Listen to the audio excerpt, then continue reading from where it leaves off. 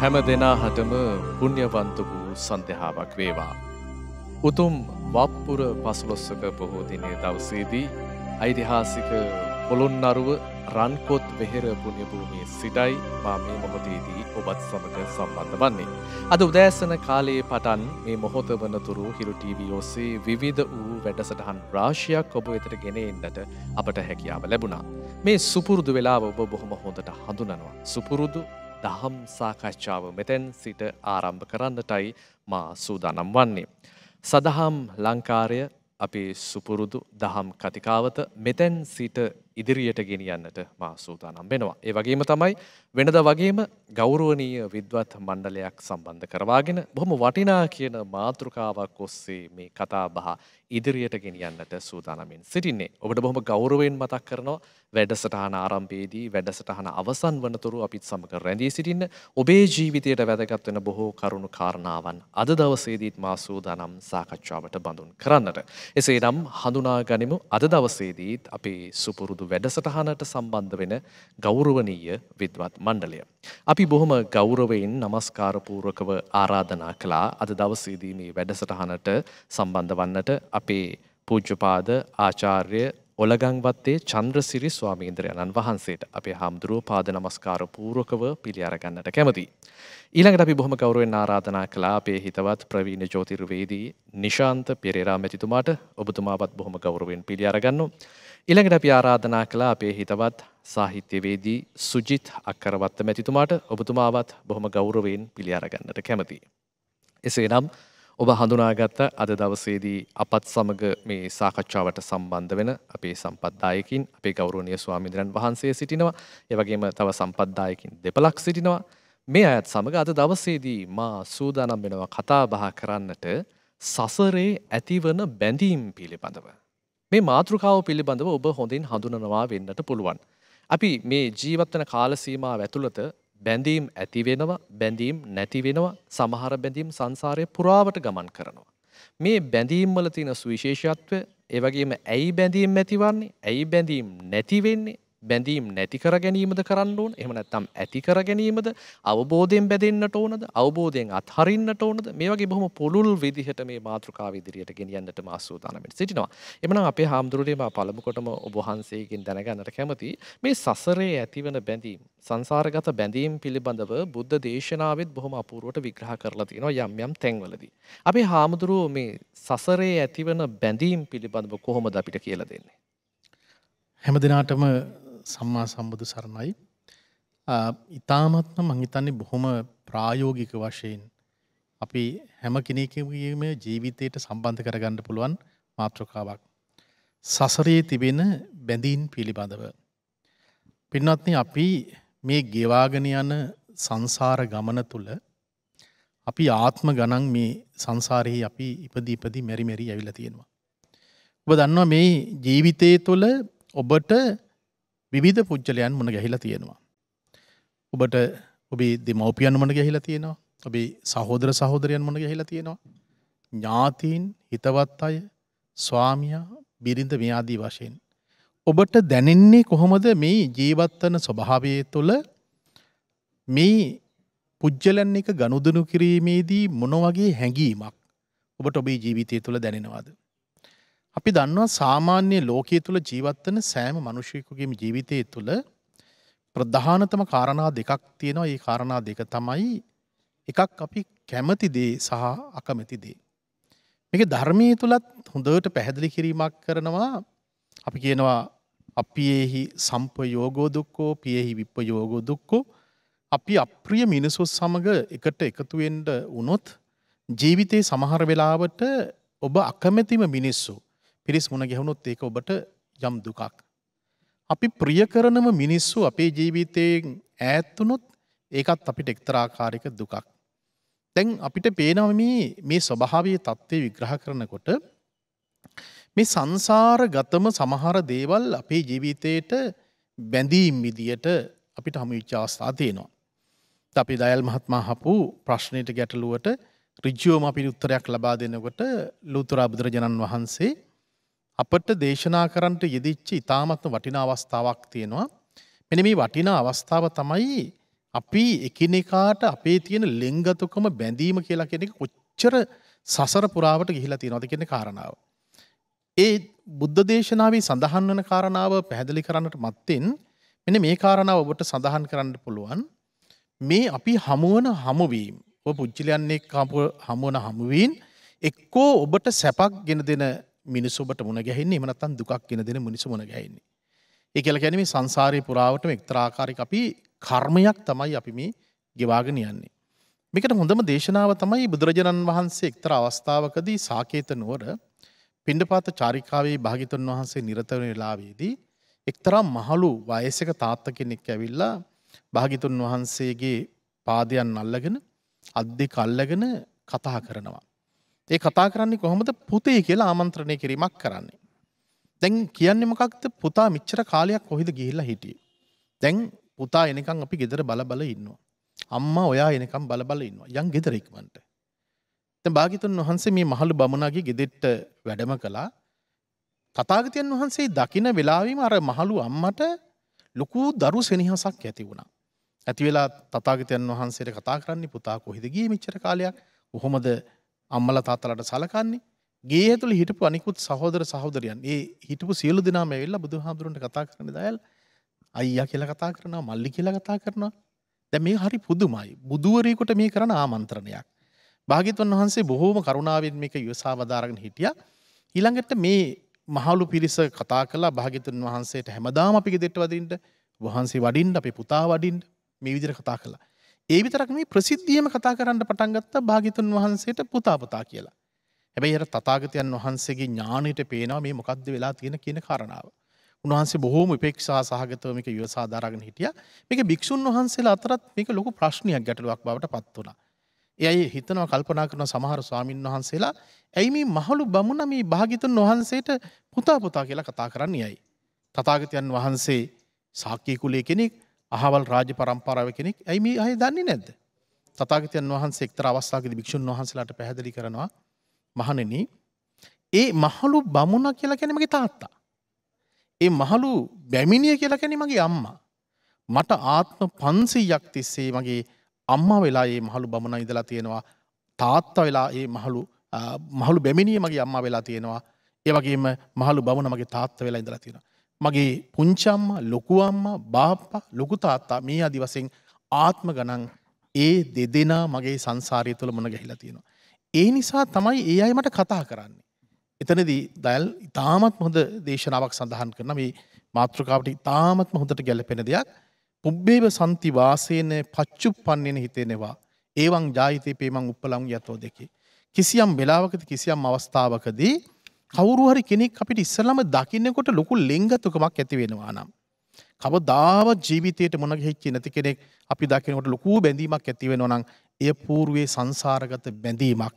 නෙළුම් බිලක තියෙන නෙළුම් මල හරි ලස්සනට ජලියත් එක්ක එකට එකහුවිලා මුණ ගැහිලා තියෙනවා. ඒ වගේ අපේ සංසාරගත පුරුදු නිසා මේ ආත්මේ දැකපු දේවල් පෙර ආත්මේ දැකපු දේවල් සංසාරී පුරාවට එනවා. මේ ගමන තමයි තැල් අපිට හඳුනා ගන්න පුළුවන් සංසාරයේ මුණ ගැහිච්ච ස්වභාවය. ඔබට කොහොමද දැනෙන්නේ? ඔබට මේ වගේ පිරිස දැනිලා තියෙනවද?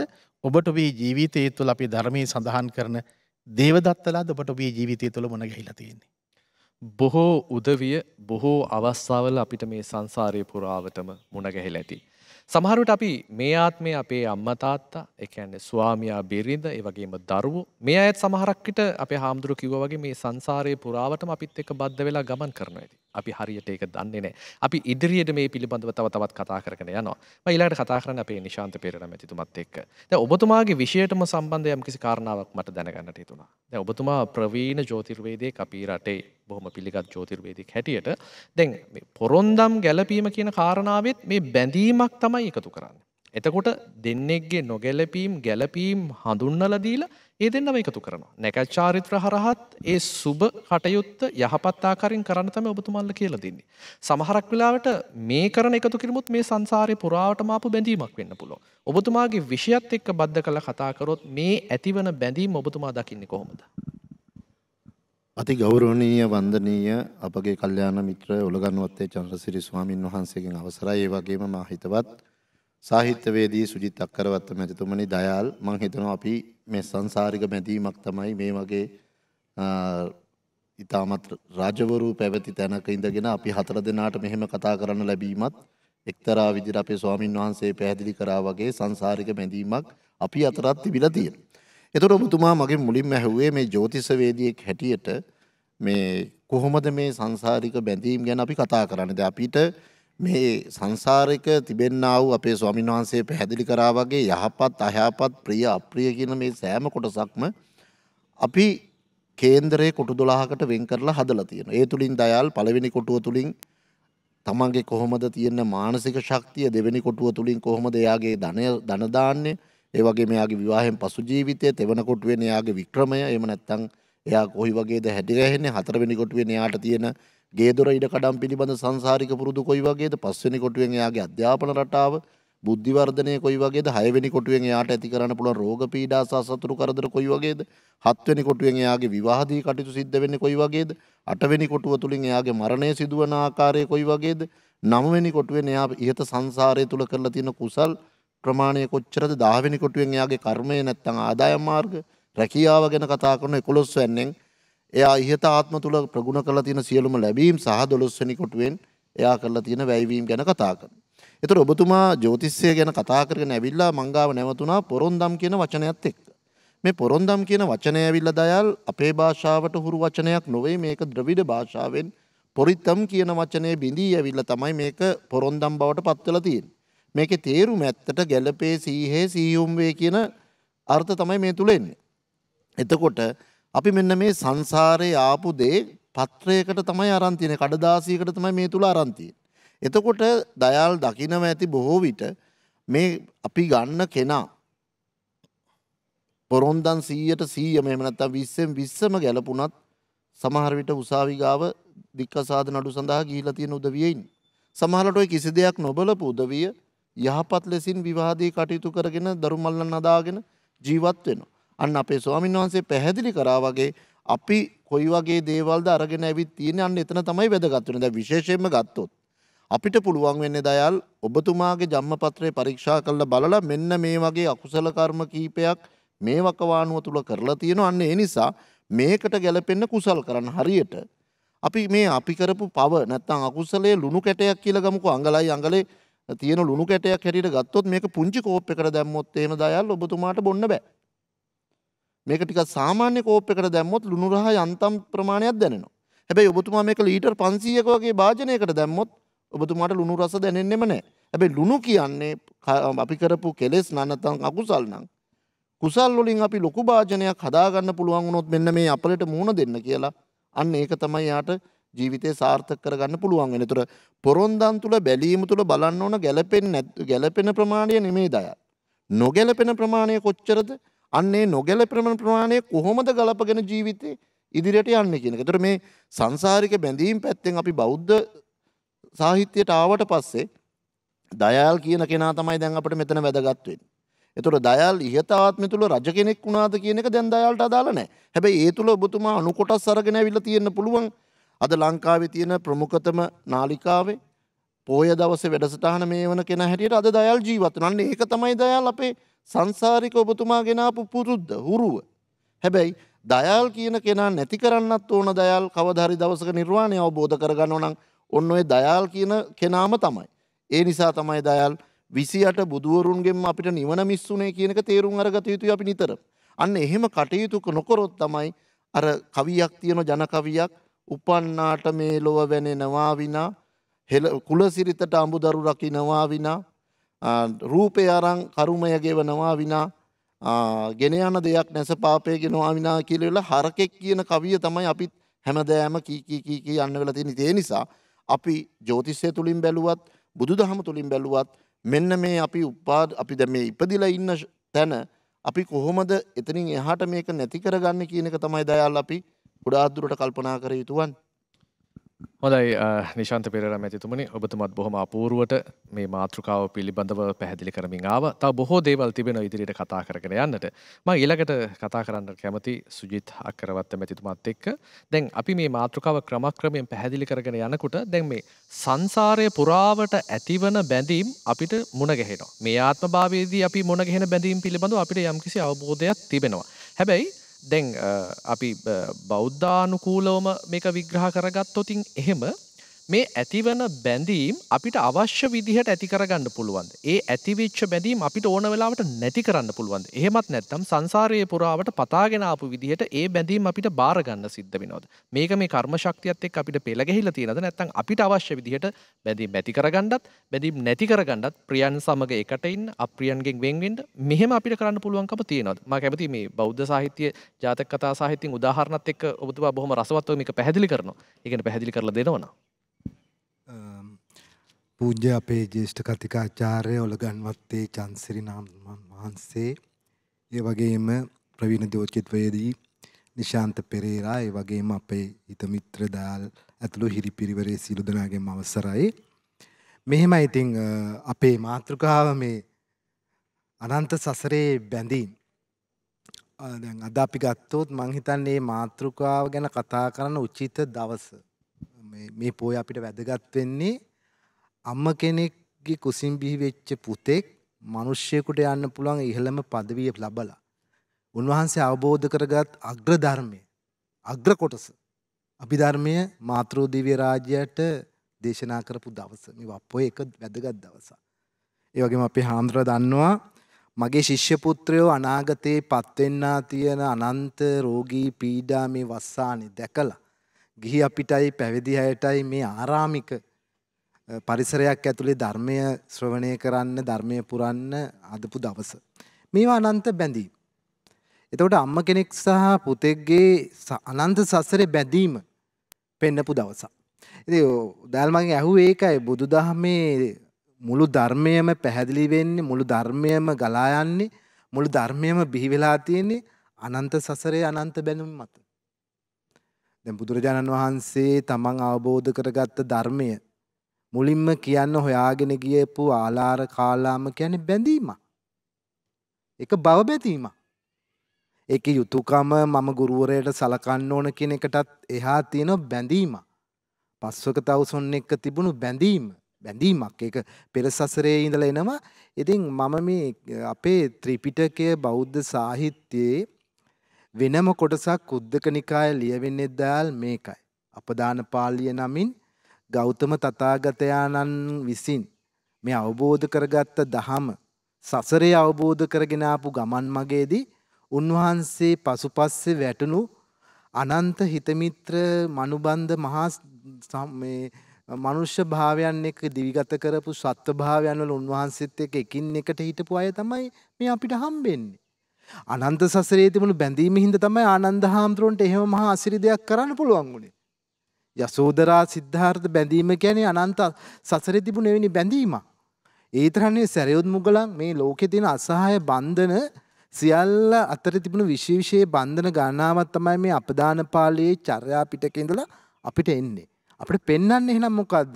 ධර්මය අවබෝධ කර ගැනීම සඳහා අනන්ත සසරේ බැඳීම් ඊටාම දායක වෙන දෙයක්. ඒ විදිහ අනන්ත රසබර කතා ඇත්තටම ඊටාම රසාබිත ජීවිත කතා අපි අපේ මේ නිශාන්ත මහත්තයත් කිව්වා, අපේ හාමුදුරුවෝත් කිව්වා අපි ලබන දේවල් විතක අපි පෙර භවයෙන් ගෙනන් එන දේවල් කියලා. ඕ වෙන්න පුළුවන්. මට පෙර සසර මතකයන් අවදි වෙන්න පුළුවන්. මගේ පෙර හැකියාවන් අවදි වෙන්න පුළුවන්. ඉතින් බුදුරජාණන් වහන්සේගේ ජීවිතේ ගත්තම දැන් බලන්න උන්වහන්සේගේ උපස්ථායක තනතුර කී දෙනෙක් දැරුවද తాවකාලිකව කිසි කෙනෙකුට රඳා පවතින්න බැරි වුණා. ආනන්ද හාමුදුරුවෝ නිතරයි රඳා පවතින්න පුළුවන් උනේ. මොකද ගෞතම තථාගත සිරිස සසරේ අවබෝධ කරගෙන ආපු කෙනෙකුට විතරයි ඒ සසරේ අවබෝධය සහිත එවැනි චරිතත් එක්ක සමපාතව ඉන්න පුළුවන්. වෙන කාටවත් බෑ. කාටවත් බෑ. අනන්ත ස්ත්‍රීන් මේ සසරේ ඉන්නේ නැති. සුමේද තාපස කාලේ ඉඳලා උන්වහන්සේ බුදු වෙන්න ආපු පතාවගෙන ආපු ගමනේ හැම ස්ත්‍රියකටම බැහැනේ බුදු වෙන මිනිස්සෙකුට සහකාරියක් වෙන්න. මොකද මේ බුදු වෙන්නේ සියල්ල අතරලා දාලා යන මිනිස්සෙකුට වෙනුවෙන් කවුද කැප වෙන්නේ? ඉතින් ඒ නිසා අපිට පේනවා මේ අපේ තියෙන වැටහීමක් තමයි බුදුරජාණන් වහන්සේ අපිට මඟ පෙන්වුවේ පළමුණු දේ අවබෝධයයි.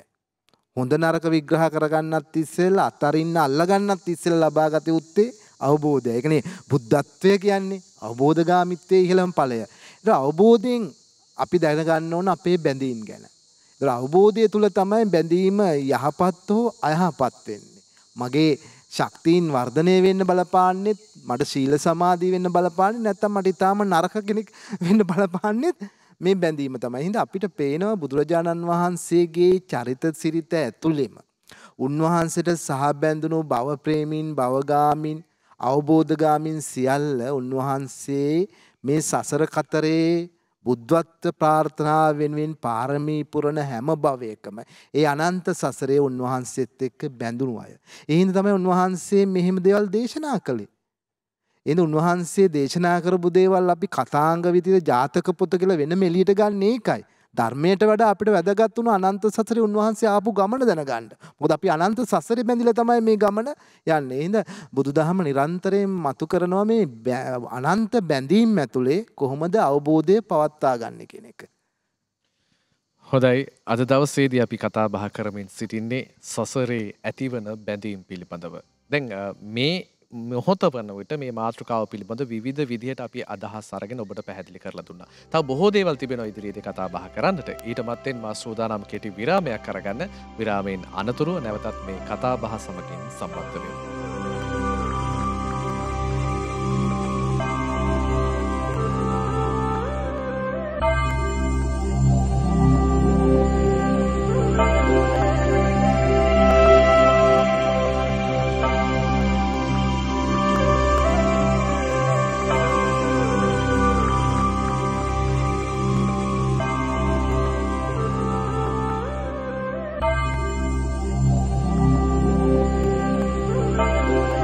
කෙටි විරාමයකින් අනතුරුව නැවතත් ඔබ එකතු වෙන්නේ අපේ සුපුරුදු සදහම් සාකච්ඡාවත් එක්ක.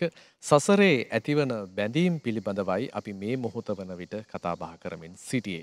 මීට පෙර ආතුව අපේ ගෞරවනීය ස්වාමීන්ද්‍රයන් වහන්සේ, ඒ වගේ අපේ නිශාන්ත පෙරේරා මැතිතුමා, ඒ වගේම සුජිත් අක්කරවත්ත මැතිතුමා බොහොම අපූර්වට මේ මාතෘකාව පිළිබඳව යම් යම් කරුණු අපිට පැහැදිලි කරලා දුන්නා. එතනදී මීට පෙර ආතුව විරාමයකට යන්න පෙර ආතුව යම්කිසි කාරණාවක් කියවුණා මේ අවබෝධය පිළිබඳව.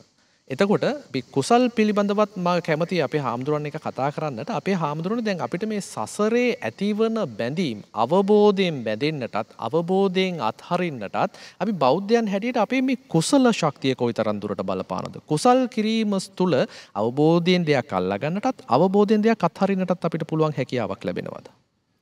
ඔයදයල ඇත්ත වශයෙන්ම මේ මාතෘකාවේදී අපි කාරණා දෙකක් ඉතාමත්ම හොඳට අවබෝධ කරගන්න අවශ්‍ය වෙනවා.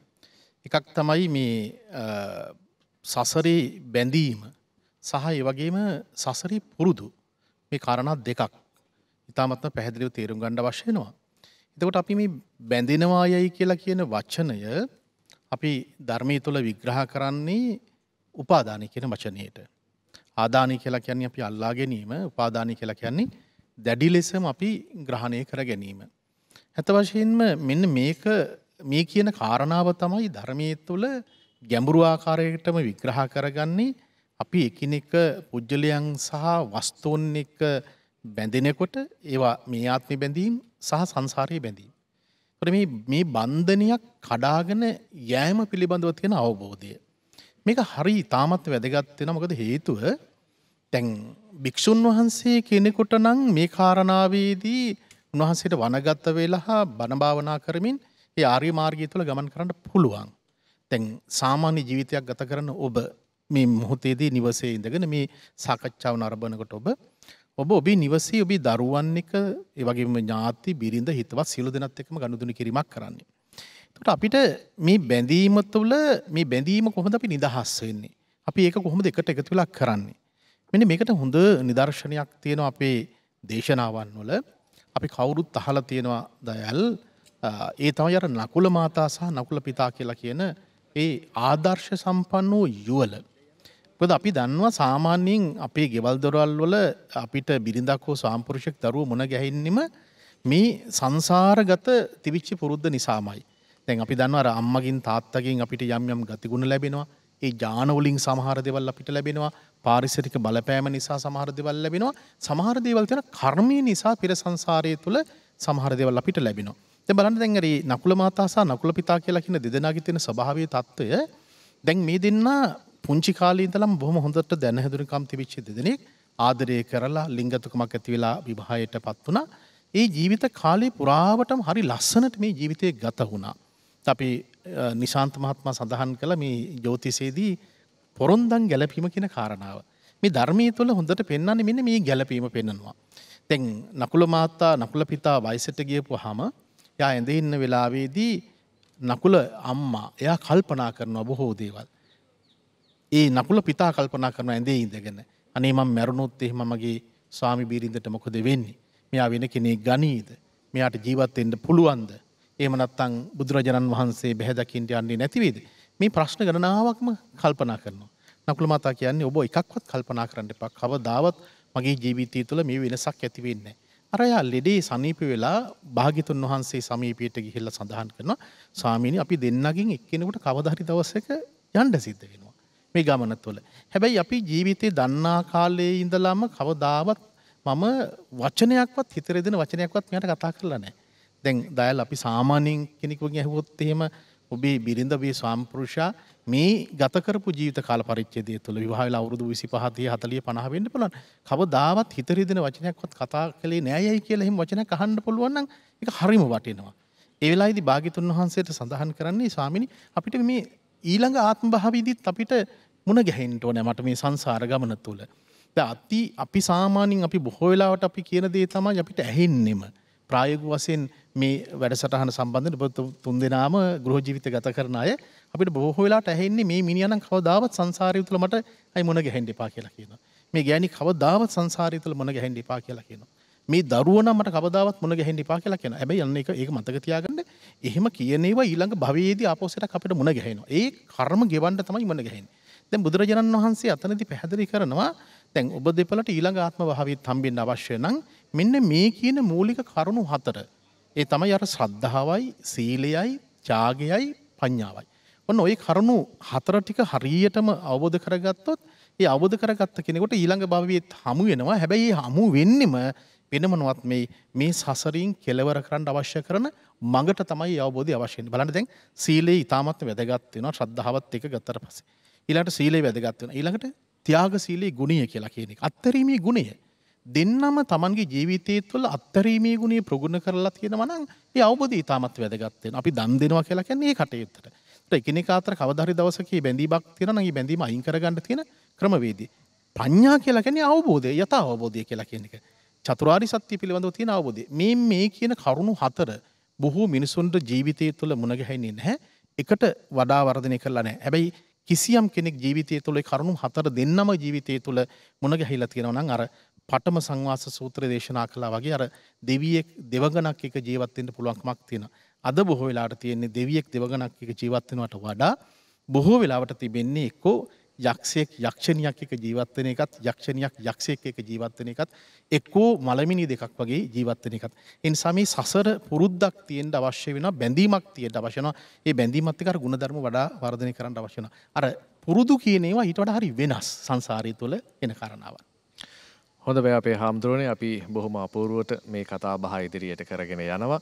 ඔබට මේ සසරේ ඇතිවන බැඳීම් පිළිබඳව බොහොම හොඳට පැහැදිලි වෙනවා ඇති. ඒ වගේම අපි ඉදිරියේදී කතා බහ කරනවා මේ බැඳීම් ඇති වුණාට පසුව මේ බැඳීම් වල තියෙන වටිනාකම් මොනවද? ඒ බැඳීම් හරහා තමන්ගේ ජීවිතය කොහොමද යහපත් කරගන්නේ? සුගතිගාමී මාර්ගයට තමන්ගේ ජීවිතය කොහොමද ගෙනියන්නේ කියන කාරණාවත් ඉදිරියට යනකොට කතා කරන්නට සූදානම් වෙනවා.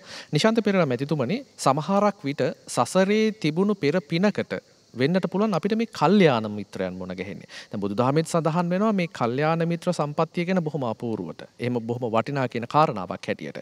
එතකොට දැන් අපිට කතා කරන්න පුළුවන් කෘතඥ මිනිස්සු හැටියට මේ භවය ගැන විතරයි. සංසාරේ පුරාවට අපිත් එක්ක බැඳී ආපු අය මේ භවයේත් ඉන්නවා ඇති. එතකොට මේ භවයේ ජීවත් වන අය හැටියට ඉදිරි අපේ සංසාරයේ පුරාවට කල්යාණ මිත්‍රයන් මුණ ගැසෙන්න, හොඳ අය මුණ ගැසෙන්න, යහපත් දේ දකින්න මේ සඳහා වැඩ කටයුතු කරන්න කොහොමද අපි ප්‍රාර්ථනාවන් කරන්න ඕන? කොහොමද අපි වැඩ කටයුතු කරන්නට ඕන සංසාරයේ පුරාවට මේ කල්යාණ මිත්‍ර සම්පත්තිය මුණ ගැහෙන්නට කියලා? උදෑල් ඇත්තටම මම හිතන අපේ ස්වාමින් වහන්සේත් අපේ සුජිත් මහත්තතුමාත් හොඳින් පැහැදිලි කිරීමක් කරා බුදුදහමේ කොහොමද මෙන්න මේ දේවල් සඳහන් වෙලා තියෙන්නේ කියන එක. ඉතින් මම මෙතනදී අර දයාල් අහපු ගැටලුවට ඉස්සෙල්ලා මම එන්න කැමති පුංචි දෙයක් පැහැදිලි කරන්න. ඔබතුමා අහලා ඇති අඟුලිමාල චරිතය පිළිබඳ. එහෙම නැත්නම් අහිංසක කියන චරිතය පිළිබඳව සහ අඟුලිමාල මහරහතන් වහන්සේ පිළිබඳ එකම කෙනා ගැන කතා තුනක්. එතකොට මේ අඟුලිමාල කියන දරුවා උප්පත්තිය ලබන වෙලාවේ දඹදිව සියලුම තිබිච්ච ආයුධ ටික දිලිසුණා කියලා කියන. ඒ තරම් ලොකු කායික ශක්තියක් බාහුව ශක්තියක් තිබිච්ච කෙනෙක්. ඇත්තස් ශ්‍රියපාබල කියන චතුරාංගනී සේනාවන් එක්ක පවා සටන් කරන්න පුළුවන්කම තිබිලා තියෙනවා. ඒ තරම් ශක්තියක්. ඇත්තු එහෙම දන ගැහුවයි කියලා තියෙනවා මේ එයාගේ ඉස්සරහා. ඒ කියන්නේ අහිංසකගේ ඉස්සරහා. නමුත් මොනයම් දෙයකට හෝ එයාට ඇසුරට ලැබිච්ච කල්යාණ මිත්‍රය කියන පිරිස් වෙන යම් දෙයකට තමන්ගේ ගුරුවරයාව පොළඹවපු නිසා එයා හිතන් හිටියේ හොඳ මේ යාළුවෝ කියලා. නමුත් යාළුවෝ වුණාට ඒ අය ගිහිල්ලා කරේ මොකක්ද? ගුරුවරයාට මෙයා ගැන වැරදි කේලම් කියපු නිසා ගුරුවරයා මෙයාට දුන්න දඬුවම. ඒතර දඬුවම දීපු නිසා මෙයාට සිද්ධ වුණා මිනිස්සු 1000ක් මරන්න. ඒතර තමයි අඟුලිමාල කියන නම මෙයාට වැටුනේ. එතකොට අහිංසක කියන එක සංසාරෙන් ගෙන ආපු අර ආයුධ දිලිසිච්චයේ සෑම දෙයක් මන් එතනදී නැතුව ගියා දයා. ඊට පස්සේ අඟුලිමාල හැටියට බොහොම මිනිස්සු 1000ක් මරනවා කියන එක ලේසි නෑ දයා. හැබැයි ආ එක එසේ කරලා පස්සේ අපේ ගෞතම තථාගතයන් වහන්සේ අභියස තිසරණ සරණ ගියා. මම මේ කතා කරනවා විතර නෙමෙයි. ඊට පස්සේ උන්වහන්සේට පිටුසිඟා වඳින්නත් උනේ මෙන්න මේ තමන් අර වැරදි කරපු ප්‍රදේශයේ පැත්තේ. එතකොට මේ පුංචි දරුවෝ පවා ගල් වලින් ගහන්න ගත්ත මේ අපේ තාත්තගේ ඇඟිලි කපපු කෙනා මේ තාත්තව මරපු කෙනා ලේ වැගිරි තමයි පිණ්ඩපාතේ වැඩි. හැබැයි ඒ බොහොම ශීලවන්ත ලෙසින් ගියා. ඒ ගැන කිසිම සැලීමක් උන්නේ අන්න ඒවත් සංසාරෙන් ගෙන ආපු ශක්තිය. ඒ අනාතරතුර දවසක් ගර්භණී මාතාවක් දින 3ක් විලිරුදාවෙන් බොහෝ විදිහට කෑ ගහනවා. ඒතර මේක දරා ගන්න බැරි තැන මේ අඟුලිමාල තෙරුන් වහන්සේ තථාගතයන් වහන්සේ ගාවට ඇවිත් කිව්වා තථාගතයන් වහන්සේ මේකට මට මොකද්ද කරන්න පුළුවන් වෙන්නේ මට මේ වගේ දෙයකට දෙන්න පුළුවන් උපදෙස් මොකද්ද කියලා. ඊට පස්සේ අපේ ගෞතම බුදුන් වහන්සේ කිව්වා අඟුලිමාලට එහෙනම් ඔබ සත්‍යක්‍රියා කරන්න. මම සතුන් ඝාතනය කළා නැති නැත්නම් මම මනුෂ්‍ය ඝාතනය කළා නැති කුසලින් මේ විදිහට උදාව නැති වෙලා මේ දරුවව ඉක්මනින් බිහි වෙන්න කියලා. ඒතර කිව්වා මට එහෙම කියන්න බෑ තථාගතයන් වහන්සේ මම මේ වගේ අපරාධ කරපු කෙනෙක් කියලා.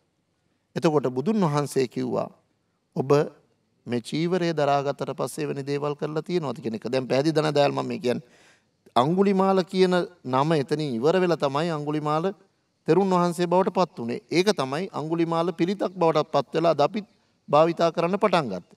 ඒ නිසා බොහෝ විට අපේ ස්වාමින් වහන්සේ කිව්වා වගේ අර සමහර කර්ම දේවල් තියෙනවා යහළුව හරහා වෙන්න පුළුවන් අපිට. සමහර කර්ම තියෙනවා තමන්ගේ යාළුවන්ගේ තවත් වෛරක්කාරයෝ නිසා අපිට මුණ ගැහෙන්න පුළුවන්. ඉතින් ඒ නිසා දයාල් අපි බෞද්ධයෝ හැටියට මේ උතුම් පොහොය දවසකදී අපි පුළුවන් තරම් උත්සාහ කරන්න ඕන. මේ දුවන පනින දඟලන සිත අපේ ස්වාමීන් වහන්සේ කිව්වා වගේ අත්හැරීම නැත්නම් අතාරින්න පුළුවන්කම ලැබුණොත් අන්න එදාට තමයි දයාල් අපිට බොහොම ශක්ති සම්පන්න ජීවිතයක් ගත කරන්න පුළුවන්කම ලැබෙන්නේ. එහෙම නැත්නම් පෙන්ෂන් එකත් අරගෙන ඉවර වෙලා දරුවන්ගේ දරුවොත් හදලා ඉවර වෙලා අපි අත්හැරීම ගැන කතා කරන්න ගිහිල්ලා වැඩක් නැහැ. ඒ වගේම පන්සලට පූජා කරන පඩික්කමේ අපි නම ගහලා දීලා වැඩක් නැහැ. ස්වාමින් වහන්සේ යම් කිසි දෙයක් ආරම්භ කරන්න පන්සලේ වැඩක් පටන් ගත්තම ඒකට දීපු ආධාරයට අයවැය පත්‍ර ගැන ඉල්ලලා වැඩක් නැහැ. අත්හැරීම තුල විතරයි අපිට අපේ ජීවිතය සාර්ථක කරගන්න පුළුවන් වෙන්නේ. ඒ නිසා යම් කිසි කෙනෙක්ගෙන් අපිට ලැබෙන උදව් ලැබෙන්නේ අපි කරපු සංසාරික පුරුද්දට. ඒ වගේම තමයි අපි හොඳ කල්යාණ මිත්‍රයෙක් වුණොත් විතරයි අපිටත් හොඳ කල්යාණ මිත්‍රයෙක්ව සොයාගන්න ඉඩකඩ තියෙන. අන්න ඒ ගැන හොඳට සිහි තබාගෙන අපි කටයුතු කළ යුතුයි. හොඳයි නිශාන්ත පෙරේරා මැතිතුමාගේ කතාවේදී මේ අත්හැරීම ගැනත් කියවුණා. අත්හැරීම අපි නිරන්තරයෙන් පුරුදු කරන්නට ඕන කියන එක බුද්ධ දේශනාව තුලත් සඳහන් වෙනවා. සුජිත් අක්කරවත්ත මැතිතුමනි දැන් අත්හැරීම ගැන කතා කරනකොට මේ සාකච්ඡාව දැන් මේ බලාගෙන ඉන්න උදවියට හිතෙන්නට පුළුවන් අපි මේ භවයේ ගත්තොත් අපේ අම්මා තාත්තත් එක්ක අපේ දරුවොත් එක්ක ස්වාමි පුරුෂයා බිරිඳ අපේ සහෝදරයෝ සමාජය මේ අයත් එක්ක බැඳිලා තමයි අපි ජීවත් වෙන්නේ. මේ අයත් එක්ක එකට ජීවත් වෙන්න තමයි අපි හුරු වෙලා තියෙන්නේ. දැන් අපි මේ සසරේ ඇතිවන බැඳීම් ගැන කතා කරනකොට බැඳීම් අත්හරින්න කියනකොට අපිට පුළුවන් ද බැඳීම් නැතුව ජීවත් වෙන්න. මේ බැඳීම් සියල්ල අමතක කරලා දාලා බුදුදහමේ තියෙන පරම සත්‍ය නිර්වාණ සත්‍ය අපිට හොයාගෙන යන්න පුළුවන්. අපිට මේ සසර ජීවිත වෙන බැඳීම් ඕනද? නෑ බැඳීම් කියන ඒවා බුදුහාමුදුරුවෝ ඉතින් මම එකයි කිව්වේ මේ පළවෙනි දේ අවබෝධය. අවබෝධය තියෙන කෙනා බැඳෙන්නේ අවබෝධය පිණිස. මොකක්ද අපේ තථාගතයන් වහන්සේ අපිට කියලා දීලා තියෙන්නේ? සංසාරයෙන් ඈතර වෙලා අජරාමර නිවන. නේ අපි අවබෝධ කරගන්නේ අපි ජීවිතේ ලැබිලා තියෙන එකට. එතකොට ඒ ගමන සඳහා අපි භවෙන් භවේ යනකොට අපිට බැඳීම් අවශ්‍යයි. තථාගතයන් වහන්සේ බැඳීම් ප්‍රතික්ෂේප කළා නෑනේ කිසි කලක. අර අපේ හාන්කෝගේ කිසිම දෙයක් උපාදානෙන් අල්ලා ගැනීමෙන් ඈත් වෙන්න. එතකොට මම බැඳීමක් නඩත්තු කරන්න ඕනම කියලා අපේ තථාගතයන් වහන්සේ මොකද්ද කියන්නේ? මේකෙන් ඈතර වීම සඳහා. ඉතින් ඒක තමයි උන්වහන්සේගේ චරිත රිසිතල්ලේ මම ඉස්සෙල්ලා කිව්වේ මේ අර චරිත හරහා උන්වහන්සේ මේ කිව්වේ ඒක තමයි මේ කල්යාණ මිත්‍රයෝ කියන්නේ කවුද? මොනවද බැඳීම් කියන්නේ? ඒ බැඳීම් අවබෝධයෙන් අරන් ගියා නම් කොහොමේවද? ඒව තමයි මේ මාපසුපස ඇවිත් තියෙන්නේ. මාත් එක ඉන්න බැරි උනේ අල්ලාගත්ත බැඳීම්. උපාදානමය බැඳීම්. ඔහු මාත් හැරලා ගියා හොඳ සත්‍ය දකින්නත් බෑ. මේක දයාල් හොඳටම පැහැදිලිව ඊටාම වටිනාම කතාව කීපයක් තියෙනවා. මම කාලෙත් එක්ක හින්දා දෙනම අපේ සරියුත් මහරහතන් වහන්සේ මුගලන් මහරහතන් වහන්සේ. දැන් ඔයාට අපිට O level පන්ති හිටපු යාළුවෝ අද අපිත් එක්ක නැහැනේ. A level පන්ති හැත් නැහැ. අපිත් එක්ක විශ්වවිද්‍යාලේ හිටපු හැත් නැහැ. හැබැයි බලන්න සසර කතරේ කිසි කලක වෙන මේ ඉත්‍ත්‍යෝ දෙන්න අවසානයේ බුද්ධ පාමුල නිර්වාණය පසක් කළා. අග්‍ර සංඝ සේනාධිපතින් දෙදෙන බවට පත් වෙලා උන්වහන්සේලා දෙන්න එක දවසක සරියුත් හාමුදුරුවෝ බුදුරජාණන් වහන්සේගෙන් වරම් අරගෙන යනවා මේ මහරහත්තරයා පිරිනුවන් පාන්න කොහෙද යන්නේ?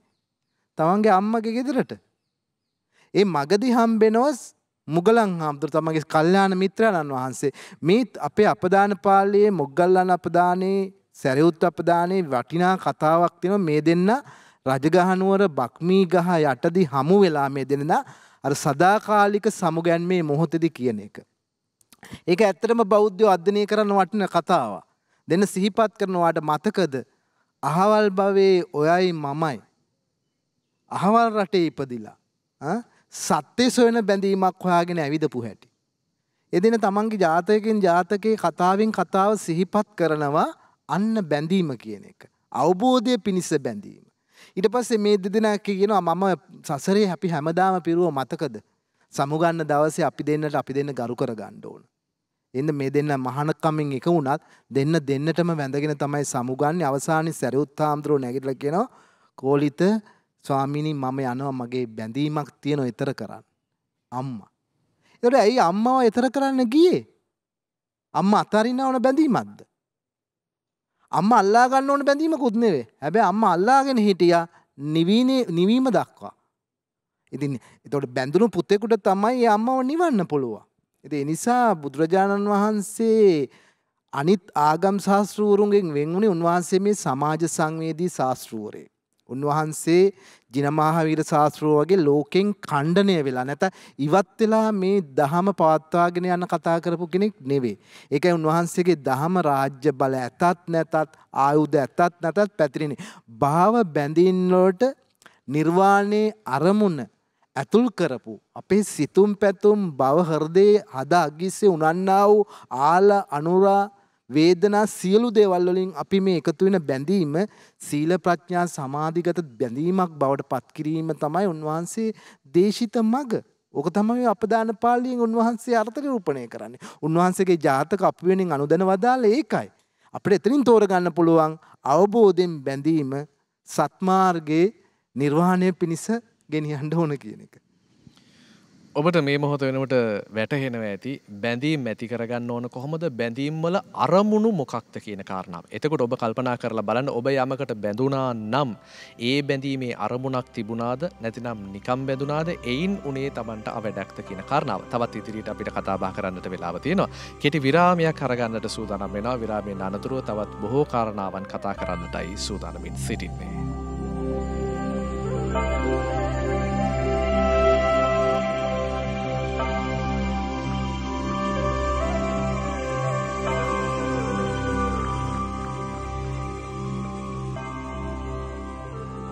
සසරේ ඇතිවන බැඳීම් පිළිබඳවයි අපි අද දවසේදී කතා බහ කරමින් සිටින්නේ. අපේ සාකච්ඡාවේ අවසාන විනාඩි කිහිපයකටත් මේ වෙද්දී ළඟා වෙලා තියෙනවා.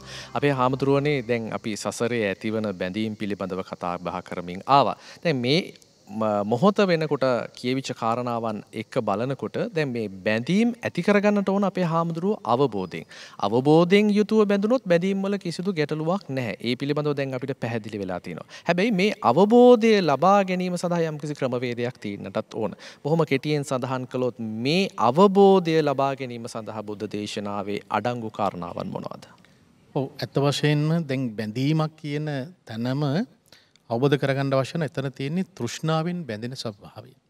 කිසියම් තැනකට බැඳෙනවාද ඒ බැඳෙන දෙයට මූලිකම හේතුව බවට පත් වෙන්නේ තෘෂ්ණාව. අපේ තණ්හා මූල කියලා සූත්‍ර දේශනාවක් තිබෙනවා. ඒක ඉතාමත් හොඳට පැහැදිලි වෙනවා. අපි අවබෝධ කරගන්න අවශ්‍ය වන්නේ ඇත්ත වශයෙන්ම මේ බැඳෙන දේ තුල අපි දකින ගැඹුරුම දර්ශනය. ඒ දර්ශනය තමයි මේ සියල්ලම අනිත්‍යයි කියලා කියන සංකල්පය. මේ සියලුම දේවල් ඇති වෙනවා, පවතිනවා, වෙනස් වීමට ලක් වෙනවා යයි කියලා කියන ධර්මතාව කිසියම් කෙනෙකුට අවබෝධ කරගන්නට පුළුවන්කමක් තිබෙනවා නම් අන්න ඒ අවබෝධය තුළ ජීවත් වීම තමයි ඉතාමත් වැදගත් වෙන්නේ. අපිට ප්‍රායෝගික වශයෙන් ජීවත් වෙනකොට අපිට ගෙවල් දරවල් වලින් අනිත් බොහෝ තැන් වලින් අපිට ඉවත් වෙලා යන්න හැකියාවක් ඇත්තේ නැහැ එකම පාට. නමුත් අපි දකින්න ඕනේ මේ අපි ඇති කරගන්න හැම දෙයක්ම, හැම බැඳීමක්ම මෙන්න මේ වෙනස් වීමකට ලක් වෙනවා යයි කියලා කියන ධර්මතාව දැක්කොත් ඒ අවබෝධය තුළ ජීවත් වෙන කෙනාට ඉතාමත්ම හොඳින් Tamanගේ ජීවිතය ගත කරන්න පුළුවන්. දැන් අපි දන්නවා අපේ සසර පුරාවටම හොඳම බැඳීම තිබුණේ ලෞතර භාග්‍යතුන් වහන්සේගේ ජීවිතය තුළ, බෝසත් කාල පරිච්ඡේදය තුළ. යසෝදරා දේවිත් එක්ක ඇතිවෙච්ච සාංශාරිකගත බැඳීම. දැන් ඒ සංසාරය තුළ බැඳිච්ච හැම බැඳීමක්ම යසෝදරා දේවී බෝසතාණන් වහන්සේට උදව් කළා මේ සසරෙන් කෙලවර වෙන්න. යසෝදරා දේවියගේ අපදානයේහි සඳහන් වෙන්නේ අවුරුදු 78 දී ඇය භාග්‍යතුන් වහන්සේ සමීපයට ගිහලා අය රහත් තෙරණියක් බවට පත් වෙලා ස්වාමීනි මේ සංසාරේ පුරාවටම මම ඔබ වහන්සේත් එක්ක මේ සතර ගමන ආවා.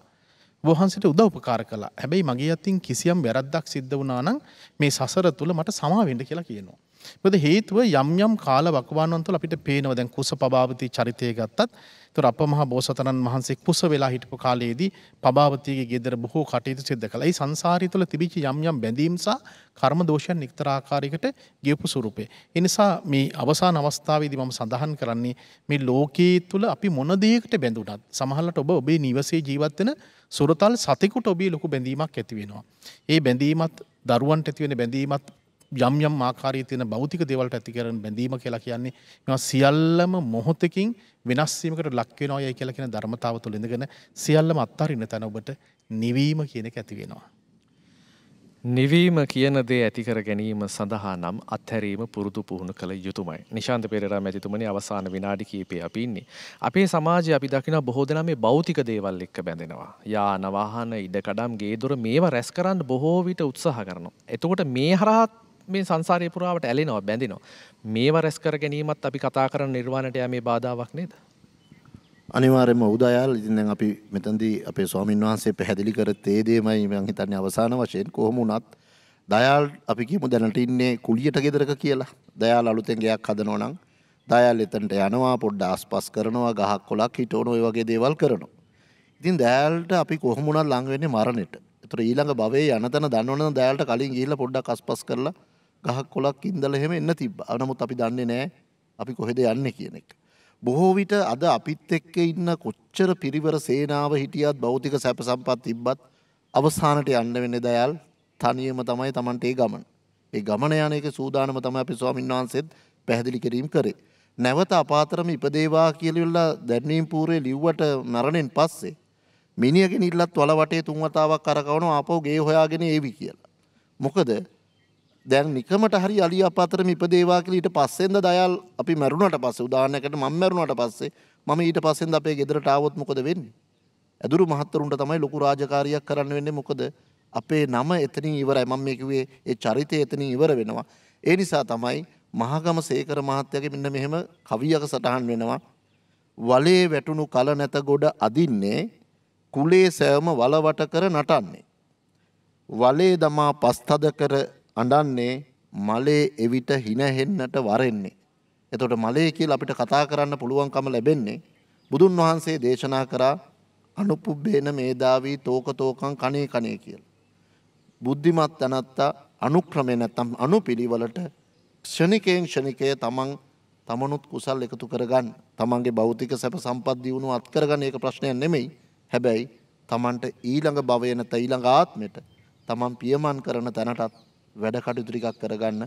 ඉතින් අවසාන වශයෙන් මේ උතුම් පොහොය දවසක මෙවැනි ඓතිහාසික ස්ථානයක ඉඳලා අපිට කතා කරන්න ලැබීම පිළිබඳ හිරු මාධ්‍යාලයේ සභාපතිතුමාටත් ඒ වගේම කළමනාකාරීත්වයටත් මේ සෑම කාර්ය මණ්ඩලයටත් මෙවැනි සත්කාරයන් කරන තව යෝධ බල යෝධ ශක්තිය සංසාරික පුරුද්ද ඇති වේවා කියලා මම අවසාන වශයෙන් ප්‍රාර්ථනා කරනවා. හොඳයි නිශාන්ත පෙරේරා මැතිතුමනි, දැන් ඊළඟට මම කතා කරන්න සූදානම් වෙන්නේ මේ අවසානම විනාඩි කිහිපය සුජිත් අක්කරවත්ත මැතිතුමාත් එක්ක. ඔබතුමාගෙන් මම අවසාන වශයෙන් දැනගන්නට කැමතියි. අපි මේ සසරේ ඇතිවන බැඳීම් පිළිබඳව බොහොම පැහැදිලිව මේ දක්වා කතා කරගෙන ආවා. ඔබතුමා කිව්වා සසරේ බැඳුනට කමන්නේ අවබෝධයෙන් බැඳෙන්නට ඕන කියලා. අවබෝධයෙන් බැඳෙන්නට මේ සංසාරේ බොහොම ඉක්මනින් කිටි කරගන්න ඔබතුමා අවසාන වශයෙන් බලන් ඉන්න ප්‍රේක්ෂකයන්ට දෙන උපදෙස් මොකක්ද කියලාත් මම දැනගන්න කැමතියි. බුදුරජාණන් වහන්සේ ඉතා පැහැදිලිවට පෙන්න දුන්නේ මෙච්චරයි. අනන්ත සසරේ අපි බැඳෙනවා. ලෝකෙට අපි පැටලිලානේ තියෙන හේතුඵල විග්‍රහය ඕක තමයි අපිට කියන්නේ. කාම්භෝගී ගිහියට ඒක විශේෂයෙන් බලපාන මේ පැවිද්ද සඳහන් නොගෙන කියන.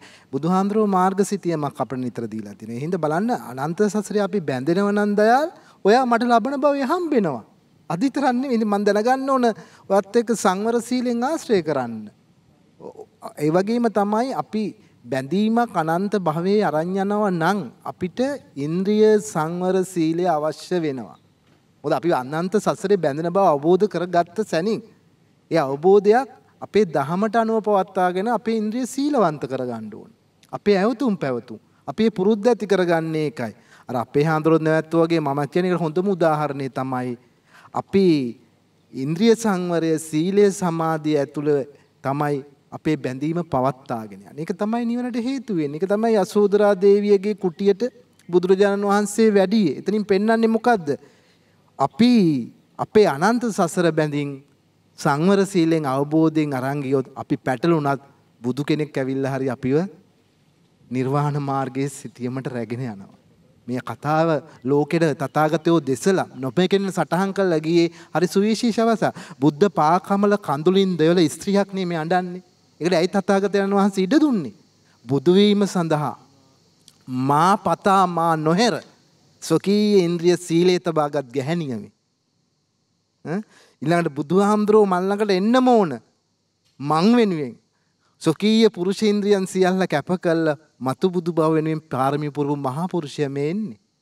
ඉතින් මේ බැඳීම් තමයි අපිට කියන්නේ. මං කිසිම දහමක කිසිම ආගමක මෙවැනි අලංකාරීව සංවේදීව අනන්ත සසර බන්ධනයන් නිවන් පිණිස හේතු කරගන්නා වූ මාර්ගසිතියම සරලව කියා දුන්නු වෙන කිසිම තැනක් නැහැ. මේක තේරුම් ගන්න. අද ඒක තමයි අපිට මේ වස් දවසේ තේරුම් ගන්න තියෙන. අපි කවුරුත් ලබන භවයේ හතුරු හෝ මිත්‍රෝ හෝ විදිහට හම්බෙනවා. අපි මිත්‍රු සිතින් හමු වෙන නම් සංවර ඉන්ද්‍රියෙන් සංවර සීලෙන් බන්ධනය අවබෝධයෙන් ගෙනියන්න ඕන.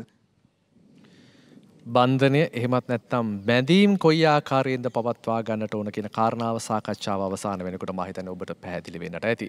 බොහොම ඉක්මනින් කාල වේලාවක් ගත වුණා. අපි මේ කාල වේලාව ඇතුළත බොහෝ දේවල් කතා බහ කළා. එසේනම් අපිට ලැබිලා තියෙන කාල වේලාව අවසන් වෙනවා. අද දවසේදී මේ සාකච්ඡාවෙන් සමුවර ගන්නට ඕන. අද දවසේදී අපි රැඳී සිටියේ ඓතිහාසික පොළොන්නරුව රාජධානී රන්කෝත් වෙහෙර පුණ්‍ය භූමියේ. මේ පුණ්‍ය භූමියට වැඩමවා වදාළ අපේ ගෞරවනීය ස්වාමීන් වහන්සේ, ඒ වගේම නිශාන්ත පෙරේරා මැතිතුමනි, සුජිත් කරවත්ත මැතිතුමනි, අපේ හාමුදුරන් වහන්සේට බොහෝම ස්තුතියි, නමස්කාර පූර්වක ස්තුතිය පුද කරන, ඒ වගේම ඔබ දෙපළටත් මගේ ගෞරවනීය ස්තුතිය පුද කරන ගමන් අද දවසේදී මේ සාකච්ඡාවෙන් සමුවර ගන්නට සූදානම් වෙනවා. මේ කතා බහ කරපු කාරණාවන් හරහා ඔබේ ජීවිතයට යම් අවබෝධයක් ලැබුණා නම් ඒ තමයි අපේ මහන්සියේ ප්‍රතිඵලය වන්නේ. එසේනම් එළඹෙන පොහොය දිනේ දවසේදීත් මෙවන් සාකච්ඡාවකින් හමුවන බලාපොරොත්තු ඇතුව සමුවර ගන්නවා. හැම දිනාටම තෙරුවන් සරණයි.